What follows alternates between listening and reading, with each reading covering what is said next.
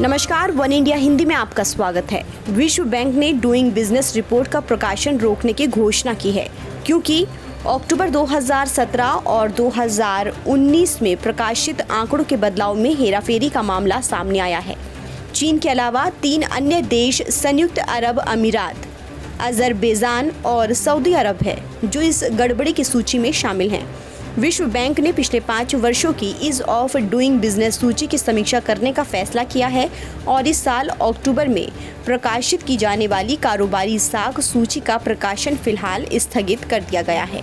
Wall street journal के मुताबिक विश्व बैंक के अनुसार ये देश 2019 में जारी की गई ईज ऑफ डूइंग बिजनेस सूची में भारत से ऊपर थे।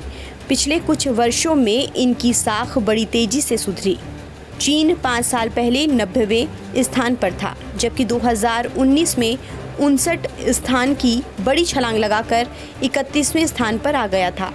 इस दौरान भारत की साख में भी 79 पायदान का बड़ा उछाल आया और 2019 की सूची में वो 63वें स्थान पर आ गया था।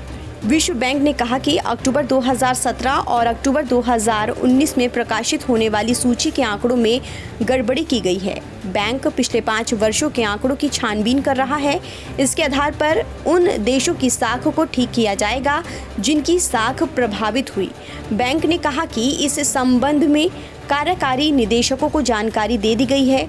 आंकड़ों की हेराफेरी से जिन देशों पर सबसे ज़्यादा असर पड़ा है, उन्हें भी इसके बारे में सूचित कर दिया गया है।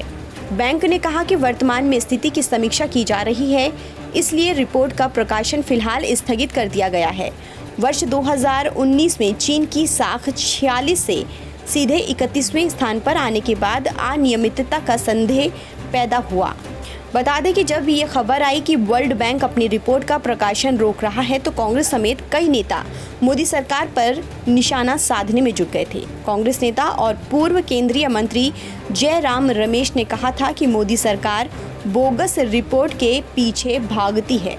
उन्होंने कहा था कि वर्ल्ड बैंक की सूची में सुधार पर श्री मोदी खूब ढिंढोरा पीट रहे थे।